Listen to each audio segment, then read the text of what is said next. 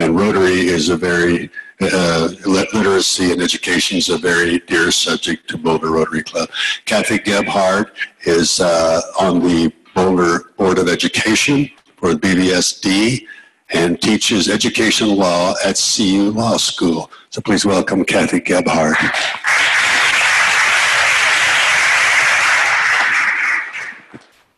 Are there any more visiting Rotarians or guests? Well, welcome all, and please come again. Oh, okay. I'm sorry. Walk right by. Thank you. I'm Mickey Cameron. I'm from the Highlands Ranch Rotary. I was here last week with my little sister, who's a Rotary Peace Fellow from 2015-2016, and we had such an amazing experience. I wanted to come back and see Cindy Stevenson. Thanks. Thanks. Is there anybody else that I missed? Great. Come back again. Thank you all for being here. If you wonder about my designer, this is Big Boy. Big Boy is here because Rotary is going to the dogs. And actually that's going to happen on October 8th. So on the back of your agenda, there'll be a little bit of information about that. Bill Rubin, would you tell us about RILA Plus, please?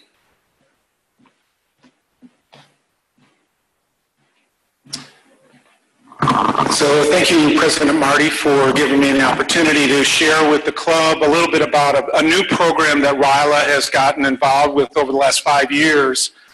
The Rotary Club of Denver Southeast 5 years ago decided to do a signature project through their foundation, similar to the way that Boulder Rotary did that with the Cranston calculators a number of 10 or 15 years ago, where we had a multiple-year grant to get a program kind of kick-started. Karen Loeb of the Denver Southeast Club, who I had served as a senior counselor at the high schoolers program a number of years ago, decided that she wanted to start a leadership conference for young people who have physical disabilities. And she cobbled together a conference in collaboration with Easter Seals, and it is now just had its 5th year. 2 years ago, Rocky Mountain RILA, which is essentially the district committee for RILA, took over that program. And so now it's all folded into one organization, Rocky Mountain RILA. And I had the opportunity to serve there as a volunteer counselor this last summer. So let me tell you a little bit about RILA Plus. First of all, they're working with young people, teenagers who have physical disabilities, either through something that happened at birth, they were born that way with some kind of an issue, they have an illness that is creating an issue, or they had an accident that's created an issue in terms of their mobility or their ability to communicate. So we'll have, they had kids there who, some of them had cerebral palsy, some of them had head injuries, some were in a wheelchair because of accident. There were some who had multiple muscular dystrophy. It really varied. So maybe 2/3 of them were using wheelchairs for their mobility. Others were mobile but had other kinds of limitations in some way. The idea was that wanted to work with that population who, you know, cognitively they're sharp. They're fully there in many ways, just like any person. But they don't have the opportunities to deal with some of these kinds of programs because of their physical limitation. So Easter Seals, which interesting, I was talking with Michael Weatherwax about it. Evidently Easter Seals was the recipient of the first grant from Rotary, the Rotary International Foundation, I don't know, close to 100 years ago. And we are doing a collaboration now with Easter Seals in Colorado. They have a conference center near Empire, Colorado. And you may not know where that is, but if you think about Berthoud Pass, that's US 40, where it intersects with I-70 west of, up the mountains west of Denver. There's a frontage road there, and it leads to their conference center. Beautiful conference center right there, just off of I-70. So this year they had 15 young people as a part of the conference, 10 staff. Obviously, it's working with this population. You need more folks to help out, just in terms of dealing with helping people to get in and out of their mobility devices, get bathed, dressed, all kinds of stuff. So Easter Seals had staff that helped, and then the Rotary members were there to run the program. So I'd like to have you go ahead and run the video. We have, one of the sponsors of this is Comcast, and they put together a 1.5 minute video for you. They're a part of our community, and they are very valuable contributors. RYLA stands for Rotary Youth Leadership Award. It's a program that's designed to help develop leadership and teamwork skills in teenagers. A good leader is someone who can work with any personality type. They can do whatever they put their mind to. People work really well together. They learn their strengths, their weaknesses. Giving these teenagers the opportunity to develop their own leadership skills, know who they are, how you lead others who are different from you, puts them in a position to be successful in life. Here at Comcast NBC Universal, you're exactly the type of employee that we want. A young person with a creative mind, somebody who wants to succeed, somebody who wants to work. That's what we're looking for. So that's a short video, but I wanted to say a couple things about it. One, part of the reason that this was able to happen is not only grants from Denver Southeast and District 5450, but from Comcast. So Comcast is one of the partners of this. Fred Moss, who you just saw, he was injured as a young person. And working with folks who have physical disabilities is really close to his heart. And so ongoing, now we are expanding that. There's evidently some interest on the part of the Rotary International in trying to replicate this program in other parts of the world as well. So there is a testimonial I'd like to give for one of the young people who was on the team that I helped lead. His name was Logan, and he was not one who was in a wheelchair, but he was so kind of shy and withdrawn. He had difficulty communicating. So his mom wrote a letter back to Karen Loeb, the woman you saw in the video, saying this. Before RYLA, Logan had a tendency to either ignore his disability, which had to do with communication in himself or others, or to feel demoralized.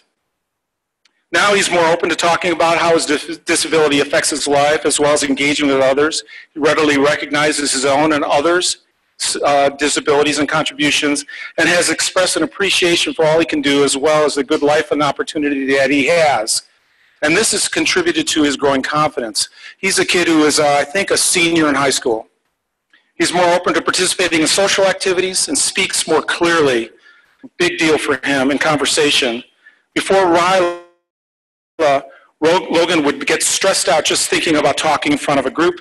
Now he's taking a business communications class and that involves regularly giving PowerPoint presentations to the class, and is doing just fine. It is hard for us to imagine how you all imparted so much to him in such a short period of time. Without exaggeration, both me and my husband Joe genuinely feel that RYLA has made a vital contribution to his growth. We hope more kids have the same opportunity. We get every kid says this and their parents say this. So I just wanted to share with you about this because most people don't know about this particular program, and like to see enthusiasm generated over the next couple of years to try to help with getting a sustainable funding for it. So thanks for your time.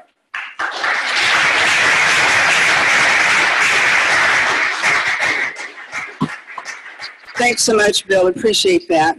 Marlene, would you talk a little bit about Wicked Good, please? And then Cindy will do the program.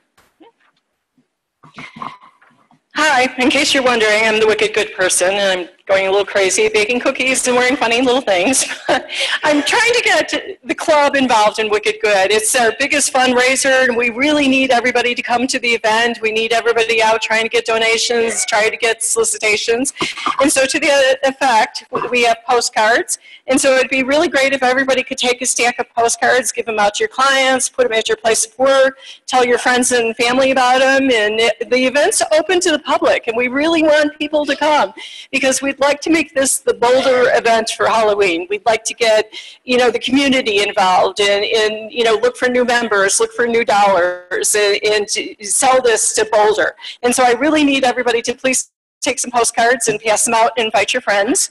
And then we have sponsorships available. There's all different kinds of levels of sponsorships. So those of you who have your own businesses, if you could please consider a sponsorship. With sponsorships come free tickets. And if everybody in the club bought at the $300 level, that would give you 2 tickets to the event, and you'd make a $100 donation to the club. And we would be doing really well, and we would meet our goals. And of course, then there's bigger amounts like 1,000, 2,000, 3,000, and so we will take anything you want. If you really, really can't come to the event, could you please make a cash donation? And so there's some cash donation forms. And as you know, this year we're doing baskets differently, and Nancy Chin Wagner is in charge of baskets. And we're asking every committee in the club, which is 65 committees, to please put together a basket, which means that every member of the committee should spend maybe $20 on whatever theme your committee decides. So like if it's going to be a hot sauce basket, everybody go out and spend $20 on different hot sauces and bring the donations in. I will make the baskets pretty, and we'll have them available for sale at the silent auction. And then Peter Ewing is in charge of getting donations from vendors, and so he's going out, he's divided up Boulder into quadrants, and he has people assigned to every quadrant. And so if you have any contacts or connections, he would certainly appreciate your help. And again, please come. I don't want to have a party and have nobody come. Please come.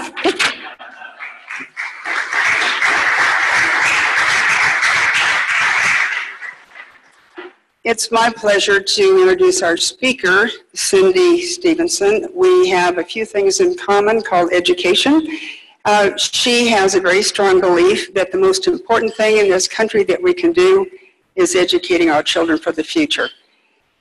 She has spent a life, well, let's take 3 decades of it at least, in education. Began student teaching at Eisenhower when it was just brand new, I think you said. And then she migrated to Jefferson County, where she spent the next number of years.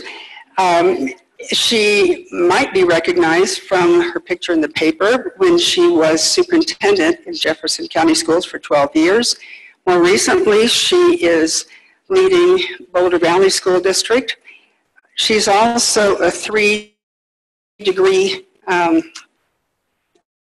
was going to say 3-degree award winner, but she is, from the degrees at CU in education, from bachelor's, master's to doctorate. Longtime Boulder resident. And I'm sure we did have this slight discussion that even though she has 1 spouse, she really has 7 more, because when you work with the board, they're part of your spousal unit.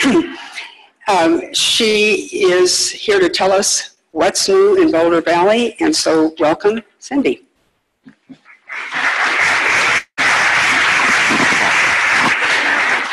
And are you all going to be okay if I come down and wander around a bit? I have a hard time being still. So, first of all, what I have to say is thank you for having me. As you heard, I was superintendent in Jeffco for 12 years. In 12 years, in 780 square miles, you can go to a lot of Rotary clubs. Let me tell you. And I love Rotary clubs. Now, why do I love Rotary clubs? Because my world is children. And you are the adults that I want all of our kids to grow up and be. You are the adults who give back to your community.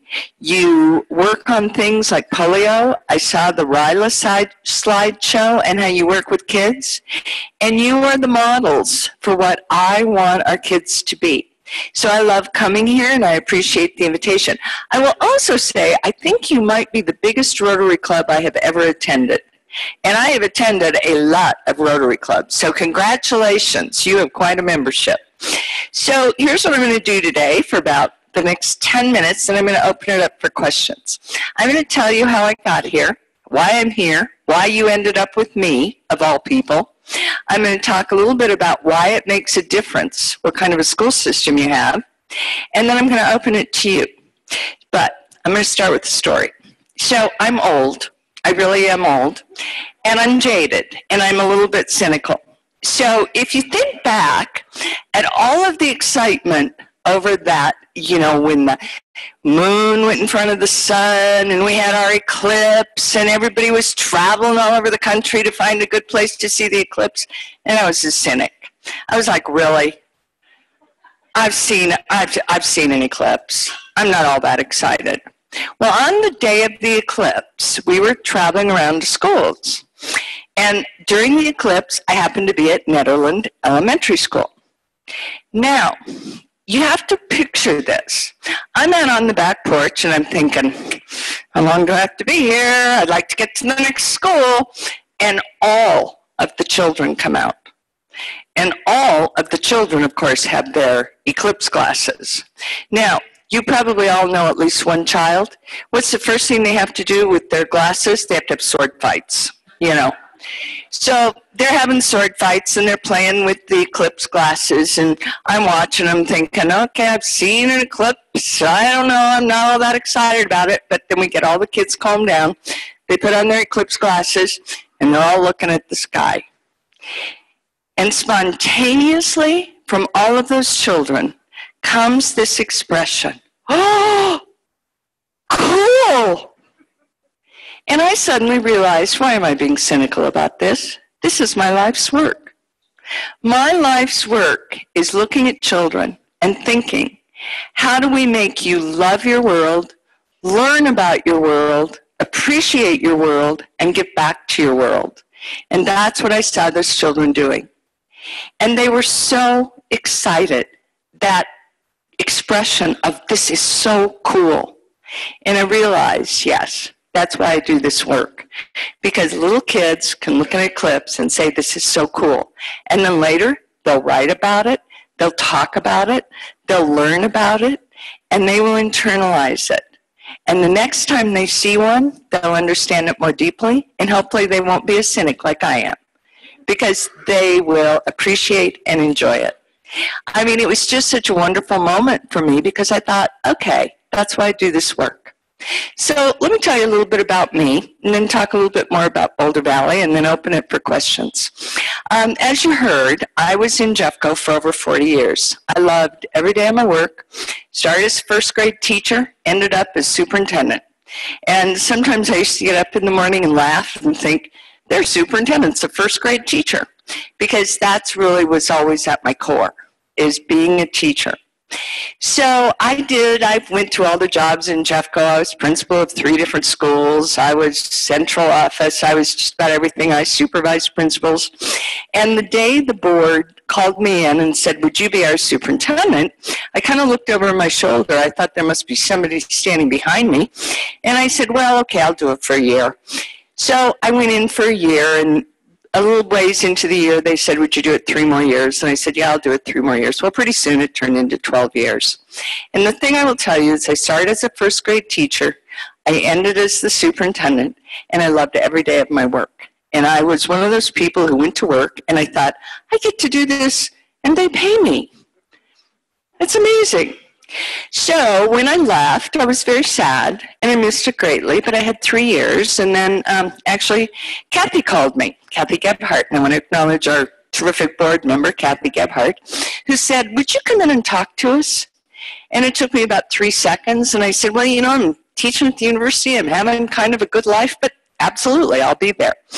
And I feel so grateful and so honored to be in Boulder Valley, because Boulder Valley is a remarkable organization. It is full of people who are deeply, deeply committed to the education of children and to the organization. And it is full of people who are creative, take initiative, have great ideas, are fun to be around. So I just feel very honored to be here this year and to be serving you, because that's how I look at the job. I work for you, I work for the children, I work for our staff, and I just put my heart and soul into it every day because of how much I love it. So what are some of the things that I love? Well, first of all, I love the classrooms, because you get to see kids and you get to see teachers, and there's nothing like watching a child learn. Think of one that you love. How fun it is to watch them when they learn something, and there's those little lights go on in their eyes. Well, I get to do that a lot, and I get to do it with many children. And that is just a gift, being able to watch kids learn. Second of all, it's such a quality organization, and part of the reason they're such a quality organization is the community. You voted in the largest bond issue that had ever been passed in Colorado of $576. Can't build a school for $576. $576 million. It was the largest bond issue that had ever been passed in Colorado. That's remarkable that a community does that. And so what has that resulted in? Well, it's resulted in $643 million being spent on our schools. Now, that's because whenever you pass a bond issue, you also have general fund dollars that go in there. So we have 4 brand new schools, and we had a ribbon cutting last night at Douglas Elementary. But when you look at the brand new schools, they're gorgeous. I mean, the colors, the structure, they're beautiful. But here's what's so cool about them. Those brand new schools, they are designed for 21st century learning. And I've been in an awfully lot of schools in my career, and these schools are designed superbly. First of all, they are designed around the way kids learn. Kids learn in large groups like this, less effectively, but they do. They learn as individuals, they learn in small groups, they learn with 2 teachers, they learn with 1 teacher, they learn without a teacher. But if you look at each learning community, the spaces are designed for those learning styles. And they're all glass, and they have garage doors. So you can create bigger spaces, smaller spaces, you've got individual rooms, you've got small group rooms, you've got the teachers working in communities. It's an amazing thing to watch the kids in the space, because the space is designed to match the learning needs. Now, when I say the learning needs, here's a core belief in Boulder Valley. We want kids who are curious. We want kids who understand inquiry. We want kids who understand that learning really is a social process. Yes, you learn a lot alone, but at the end of the day, you have to interact with other people effectively. And we want those things for kids. We value the curiosity. We value the risk-taking. We value the fact that they are learning so much every day that when they come to school and when they leave school, they're a slightly better person at 3 o'clock than they were at 8 in the morning. They're a little bit smarter, a little bit kinder, a little bit more empathetic, just a little bit every day. But that's how those buildings are designed, so that kids can interact, they can be with a group of teachers, they can build the community, and they have the spaces that match the requirements of their learning. So is it small group and quiet? Is it large group and noisy? And we have what we call, and I will tell you, this makes me laugh. We have what we call maker spaces. Now, I spent my first month in Boulder Valley sidling up to principals saying, "What's a maker space?" And the principal would give me a look as though we're stuck with her, you know. But we have maker spaces, and maker spaces really are what you think they are. They're places kids can go in and make things, and be creative, and make a mess. And it's okay. That's what they're supposed to do, because their space is designed for kids' messiness.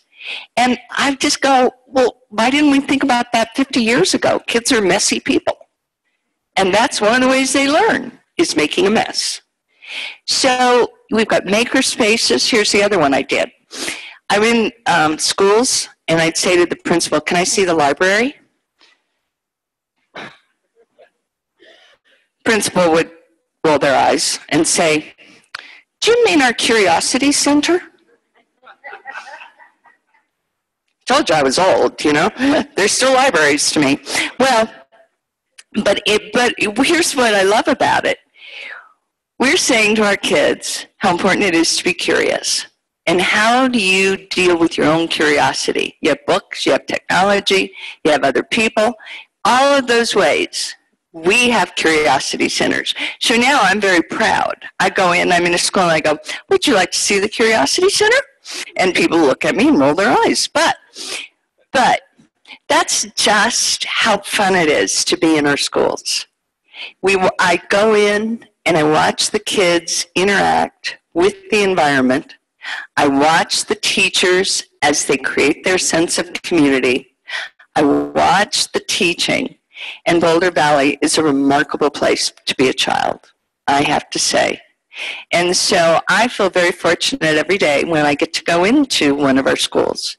And we owe you so much thanks for those gorgeous buildings. Now, some of you are probably thinking, but my school isn't a new school.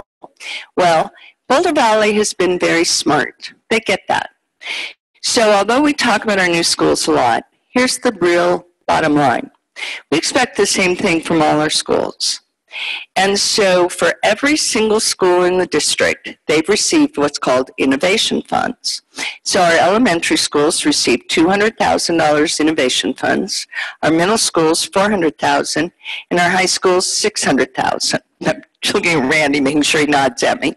And that money is to be invested in thinking about your building and thinking about the things that make a difference for kids when we think about innovation and creativity. So here's an example. I've been in schools lately where the new furniture, and I think, why didn't we think of this 50 years ago? The new furniture, the kids can write on the furniture. Well, how many of us spent our lives, I certainly did as a teacher, stop writing on the desk, you know? No, they can write on them. And they can slant them and they can do their math right on the desk. Well, think about that if you're 7 or 8. That's great. I mean, it's just wonderful. So those are the kinds of things you're seeing. They sound small, but when you think about learning, they're huge. So all of our schools are looking at how do we work with our kids so we are creating 21st century citizens so that their curiosity and their interactions are nurtured and we give them time to think and to learn. And how do we provide the very best instruction we can give them? And you have a teaching staff in Boulder Valley that absolutely believes that. They believe they are accountable for excellence, and that's what they do. I don't care what group I'm with. I'm impressed. So I want to stop and find out what your questions are, because I promised 15 minutes for questions. Yes?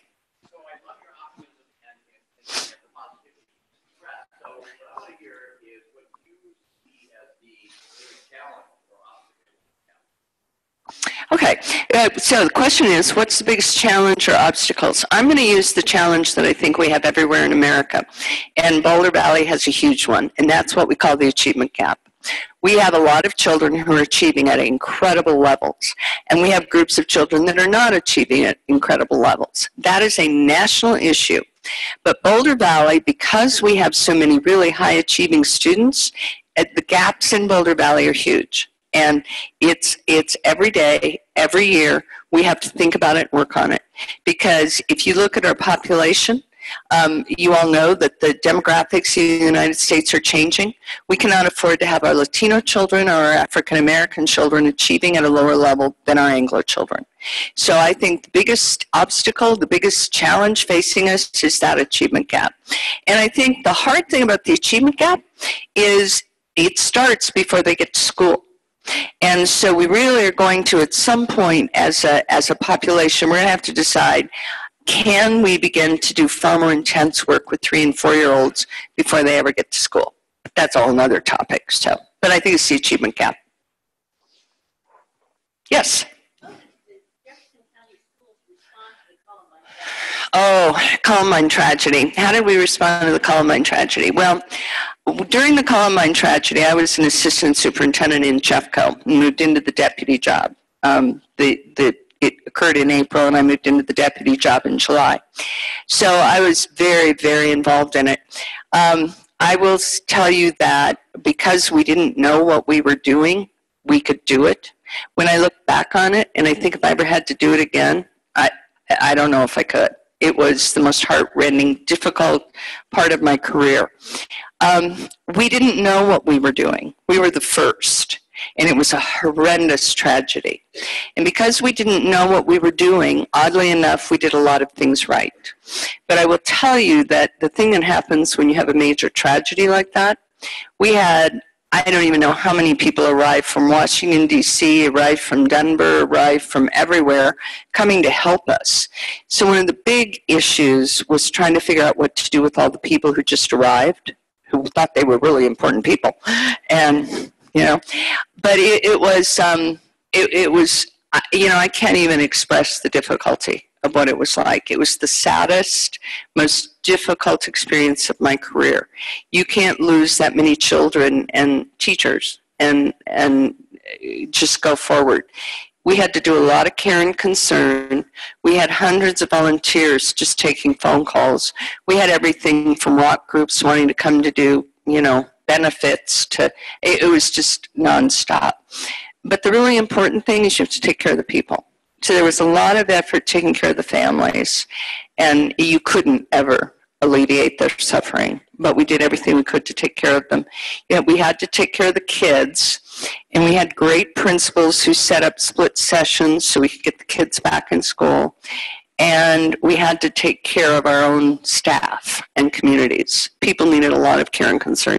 I could go on forever, but I think it's really the taking care of the people. It was very difficult. Yes? On what? Oh, Betsy.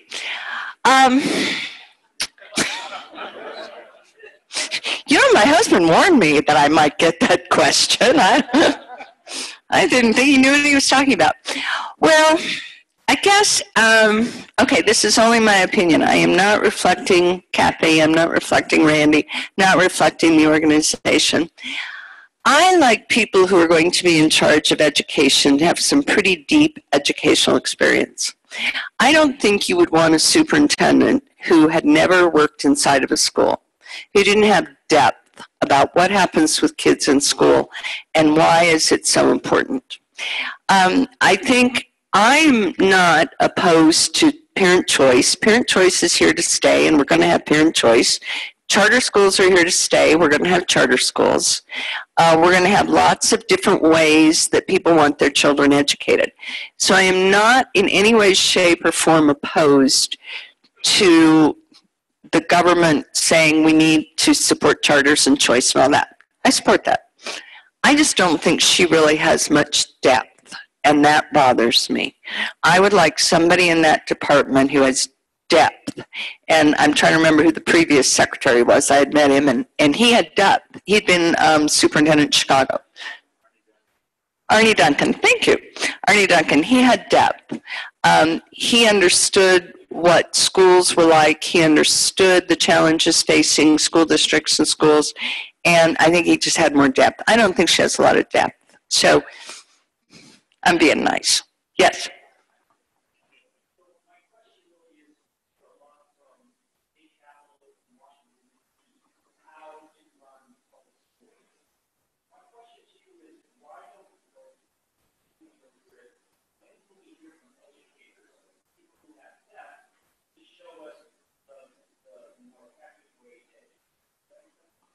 Absolutely. I think yes.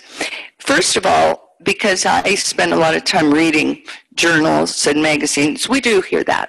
And here's what I think one of the big, when we talk about how should we run schools, I think the really hard part is there's not one answer. I think many of us spent a long time looking for that there must be some magic out there, and that's the way you run schools. Just in Boulder Valley, if you go to the new Meadowlark School, it's run differently than if you go to my neighborhood and go to Crestview. Those schools are run differently because they're responsive to their communities and their children. Now, responsiveness does not mean that you don't have the same standards. So Colorado has its set of academic standards that all children are expected to meet. And that's why I am not an opponent of state testing, because state testing tells us how are we doing in meeting those standards. But it doesn't mean that my next door neighbor has to do it the same as the child down the street. So I think school choice and I think common expectations are really important. So we shouldn't have high expectations at Crestview and low expectations at Flatirons. The level of expectation has to be the same, and then the job for the educator is how do we work with our community to find the best ways to get kids there. So that's probably a 50,000-foot answer, and your question is more specific than that. But because I do so much reading get all the journals. There is a lot we know. And I think one of our dilemmas as a profession is the making sure everybody has access to the latest, best material. It's a constant challenge. I don't know if that answers your question or not, but yes.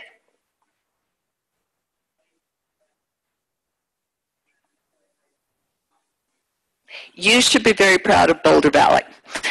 Boulder Valley is, oh, I'm sorry, thank you. The question was, are there any systems in place to address mental health? And I'm really proud of Boulder Valley, and you should be proud of Boulder Valley. They're the first large district that's doing a concerted effort to put counselors at the elementary school level. And yesterday I was at, where was I yesterday? Community Montessori. And I was talking to the counselor. Right now, the counselors are serving 3 schools. He was telling me about his schedule. I'm going to look at Kathy. Next year, it's 2 schools? Counselors. Right now, it's 1 for every 3. Is it 1 for every 2 next year? Yes. Seriously, I work for her.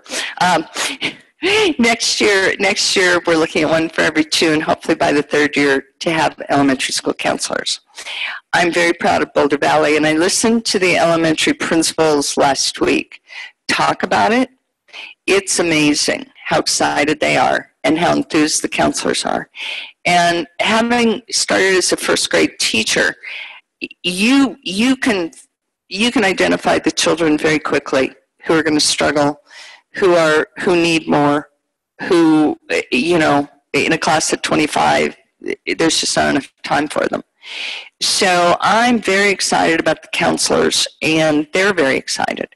So yes, do I think counseling is all we need? No. You need a good system of mental health supports. You need partnerships with your mental health organizations, which we have. And I know in Jeffco, we had the mental health actually had a full-time person in some of our schools. So I do think it's a growing concern, and I think Boulder Valley is working hard to address it. Yes.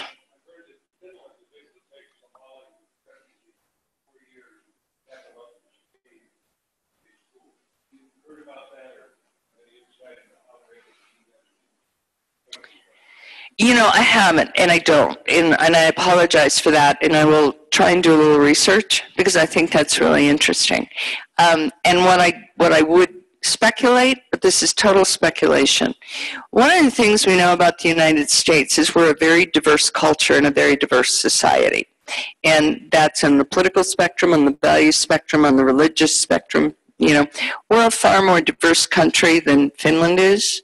One of the things I do know about Finland is because they are a more homogeneous country, you have fewer forces operating that pull people apart.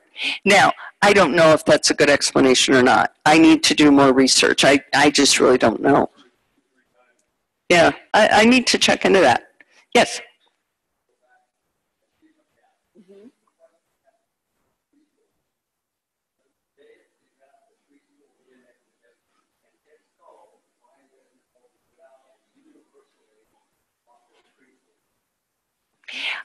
Yes, the data does say preschool makes a difference. And here's the interesting thing. Preschool makes the greatest difference for children who are the most deprived. So part of, for Boulder Valley, is most of our children who come to our preschools, and I've seen some of our preschools, and they're, those little guys are so cute and having a great time, and they're learning all kinds of things. So many of our children in Boulder Valley, if they went to preschool or if they were home with their parents, they'd probably be fine. But when you really get into populations that need that early childhood, that's where you see the biggest difference. So I think it goes to that dilemma of children coming from such different circumstances. So you have children who go to preschool, they do beautifully, it's wonderful.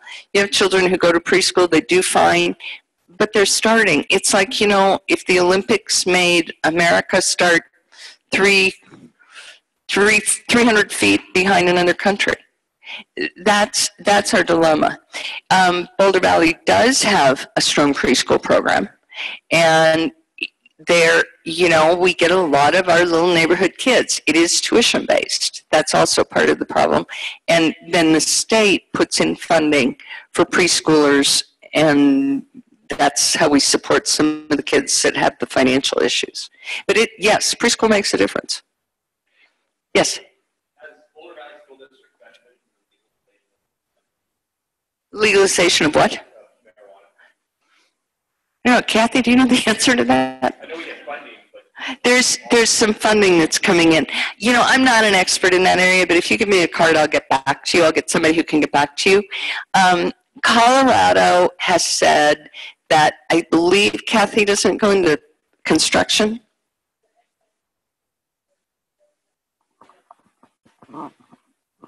She's an expert. There's two taxes on marijuana. There's the excise tax. That goes to the Best Building Excellent Schools Today Fund. Then there's the sales tax, and the sales tax is divvied up amongst different mental health programs around the state. But as far as direct impact on Boulder Valley, we could certainly look in and give you more concrete evidence about that. We haven't received any of the best dollars from the marijuana. We did receive best dollars when it was the state trust lands. It helped build Horizons Middle School.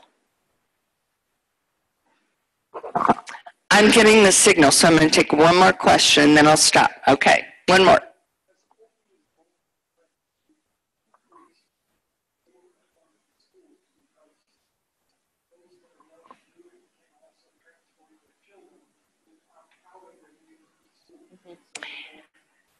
It's a great question. The question is about open enrollment. And because Colorado, by law, by statute, is a choice state, and as long as you have room, you have to take whoever wants to come.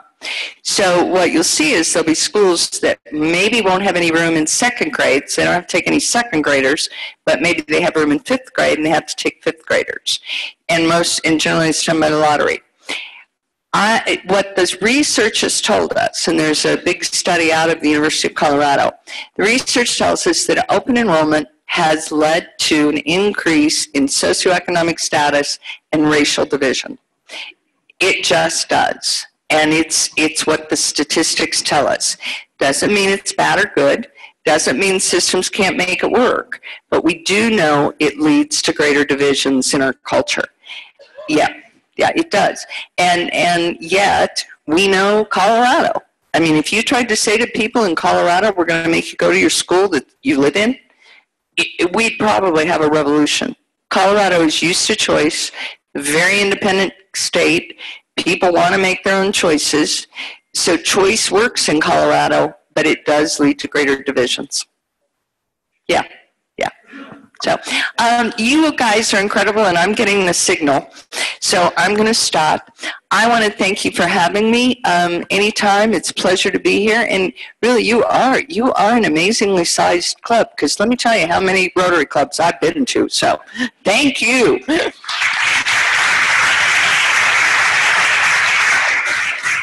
Thank you so much, Dr. Stevenson. At Rotary, we have the tradition of one of us having the last word, which is a mite awkward from a teacher to have the last word over her superintendent. However, we are united in force in the belief that our children are not vessels to be filled, but lamps to be lit. And we're so grateful for all of our Rotarian sisters and brothers that help us in that effort to light these precious lives and watch the future. We're delighted also today to give you 100 doses of polio vaccine to the fund. So thank you again for being here. It's an honor.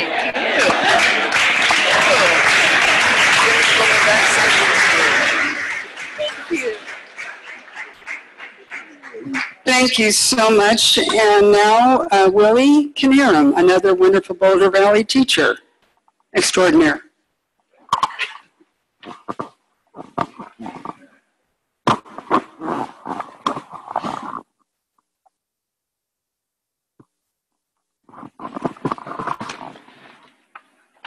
Today it's my privilege to transition with a good friend of mine from red badge to blue badge.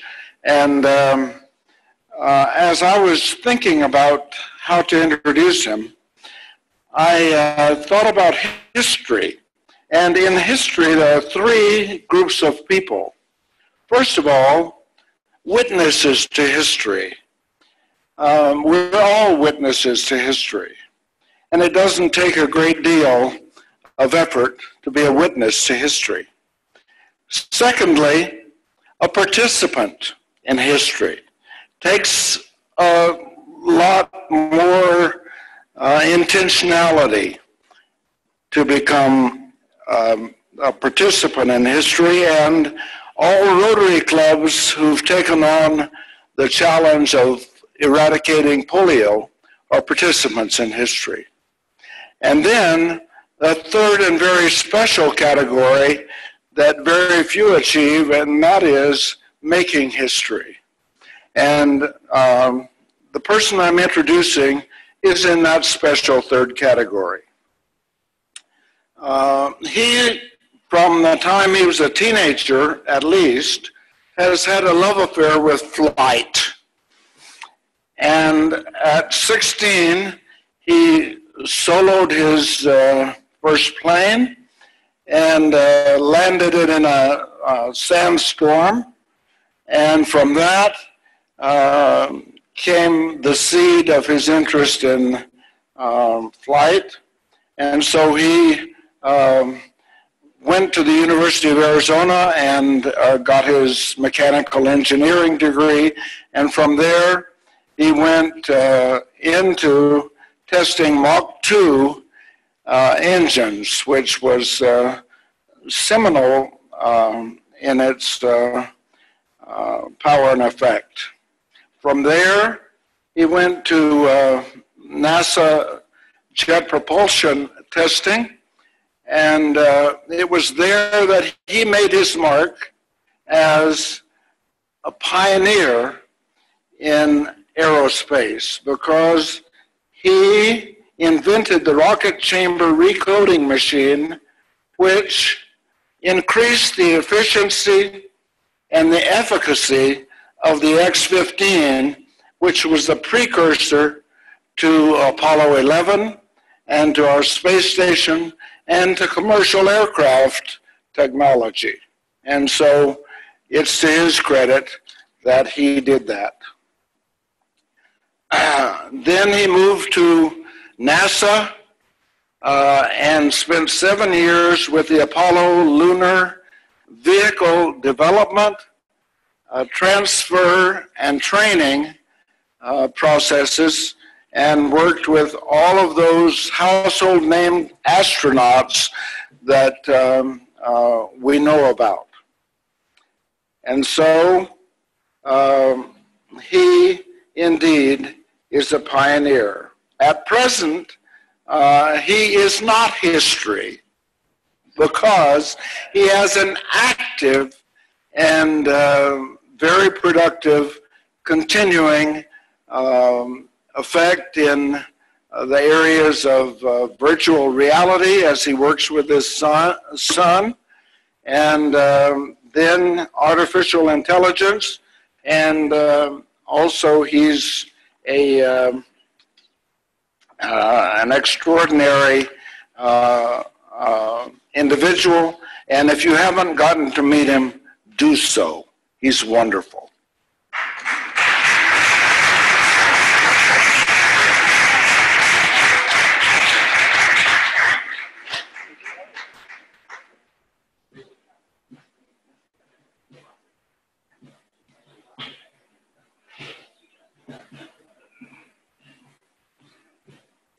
Wayne said the red badge took flight. That's only appropriate, a la Darrell Brown, who used to throw them mightily, and I didn't get that far.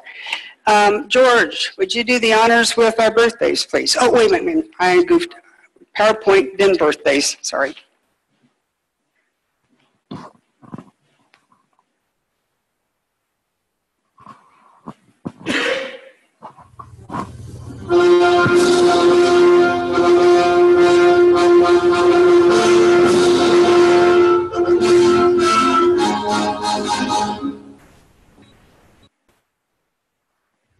Welcome, Rotarians and guests. Adelante, we are off and running to another amazing school year. Over 50 seniors are being coached on their transitions to both secondary school. While their younger peers are getting needed tutoring support, mentors are needed and welcome for ongoing relationships, as well as aid in collecting applications later this fall. Please contact Michelle Carpenter for more details. Well, hello, neighbors. I'm back by popular demand, and so is my friend, King Friday. First Friday Friends is a membership committee initiative to encourage members to invite guests at least monthly. This is an expansion of our Bring a Friend Day, which we did on July 23rd.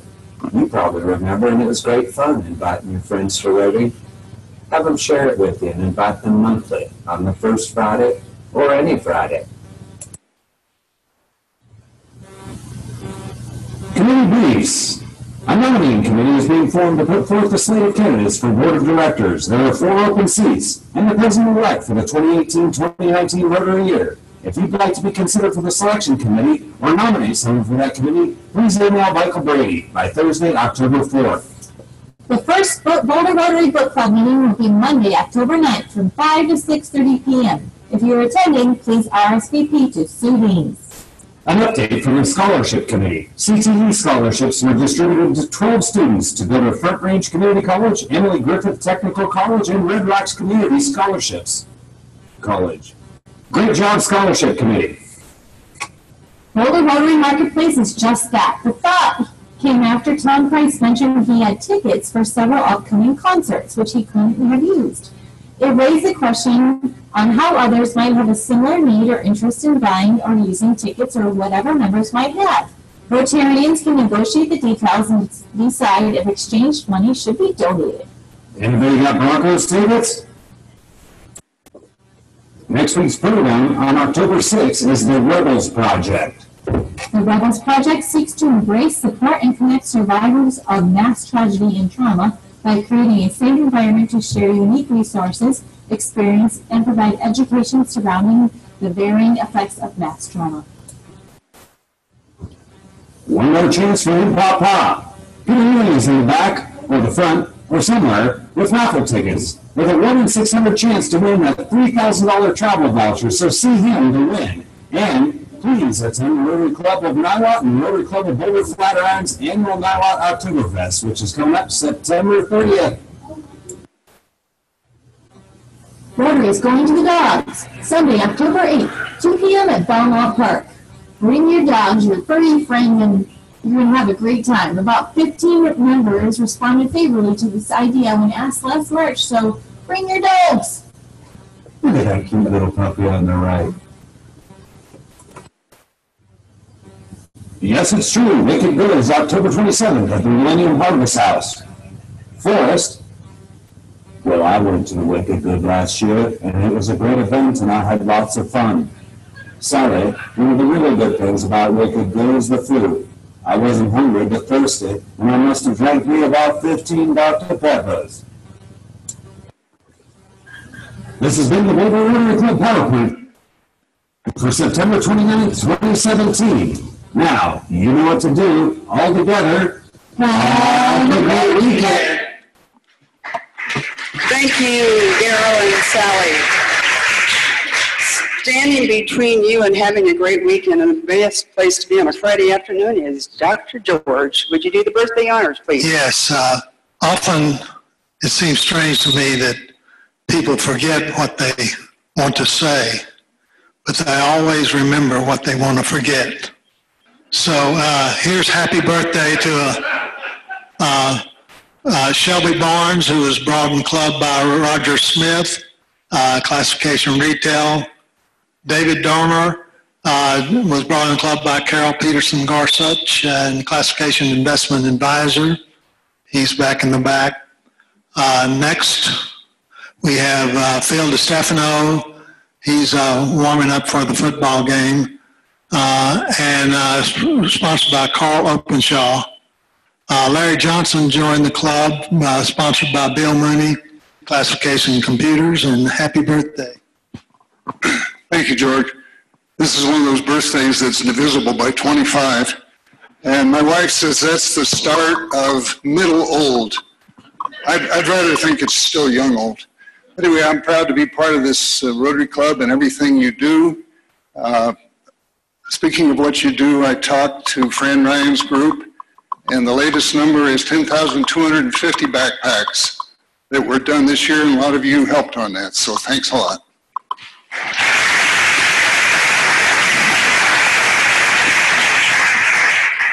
Willie Canarum has a birthday, the 20th, and sponsored by Gene Bedell.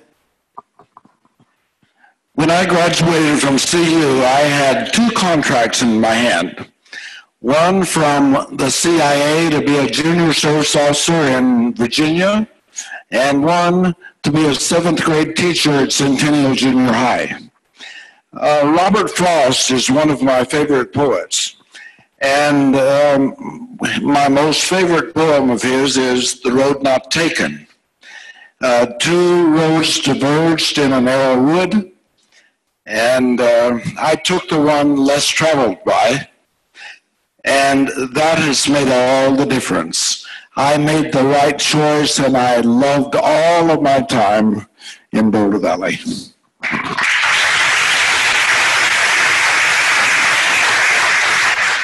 Ty Melton was sponsored by Lee Turner in building construction.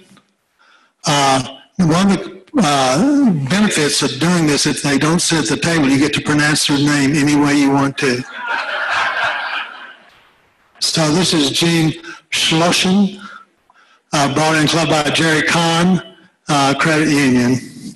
And Carl Scott, sponsored by Jim Marlin, engineer, and Aaron Spears joined, sponsored by Yanni Roditis, commercial banking, and Julie Bandominan, sponsored by Maria Roditis, classification nonprofit director. And the last one is Saskia Westhoff. She doesn't have a sponsor, she's just perfect. Classification nonprofit. Thank you very much. Happy birthday.